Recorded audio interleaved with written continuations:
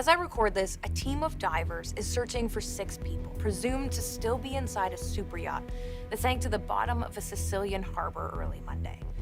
It was hit by a violent storm, and how quickly it happened is pretty astonishing. Nearby CCTV footage captured the yacht disappearing, and it's tough to make out, but the video shows the mast lights disappearing on the ship as it sank in a mere 60 seconds. One person, a Canadian man named Ricaldo Thomas, was killed. 15 others were rescued. And while early Tuesday, there were reports saying it was possible the 6 missing people could still be alive, there is a very faint chance. If there are air bubbles, air pockets, it's possible there might be someone in there. experts we spoke to say that faint chance is less and less likely. The 6 believed to be on board, British tech tycoon Mike Lynch and his daughter Hannah, Morgan Stanley International chairman Jonathan Bloomer and his wife Judy, and American jewelry designer Nita Morvillo and her husband, lawyer Chris Morvillo. With every hour that's passed, the chances of finding anyone alive only get slimmer. The likelihood of that is so minute that it would just be a blessing from God for something like that to happen. Either way, the teams face major challenges accessing the missing. Let's go through what they're up against. Teams are coming at the search from a few fronts: Coast Guard patrol boats, helicopters, and underwater remotely operated vehicles. They would be able to go in, send it in, and look at different compartments to see if they can find any bodies. So they would know exactly where they would lie before they send any divers down to recover. They've also brought in divers, including some with cave diving experience, because of how tight and complicated the yacht's interior is. And one of the things making this search so tough is the sheer footage the divers need to cover. The superyacht is huge, 56 meters long. That's over half a football field. When it sank, it dropped 50 meters to the seafloor and landed on its starboard side. Now, divers have been scouring the site to understand the situation inside. But it's dark, and there's a lot of ground to cover.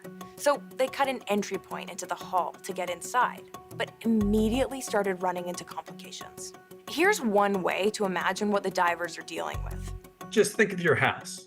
Turn your house upside down, turn the lights out where you can't see, and trying to walk around all the hazards and everything, electrical wires, cables, curtains, everything that's around. Now reduce that volume by probably 2/3, and now you have a very constrained, restricted areas. Access to the hull is difficult. If you manage to get inside, you understand there is a world of objects. So getting inside and descending into the compartment below from the stairs that are narrow and going into all of the cabins is a really hard and difficult job. On top of that, it's dark and nearly impossible to see. So you got to look up, down, all areas in a very low visibility environment. I'm sure they'll have lights, but depending on the turbidity, it really can restrict your ability to see in those environments. And when you have to check every cabin in dark, tight spaces with objects floating around you, that can take a long time. And right now, every second counts. A dive at the Bayesian's depth, not done properly, can be extremely dangerous. Not only does a diver's air supply compress at that depth, so your supply actually gets used up faster, but nitrogen can start to build up in the blood. Too much of it, and the divers face a very real risk of getting decompression sickness. So the time they can spend underwater is really limited.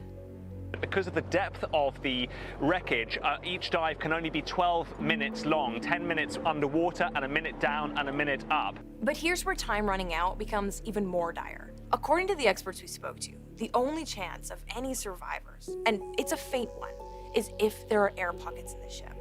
But even then, the odds are stacked against them. There may be enough oxygen in there, but they would succumb to the CO2 pretty quickly.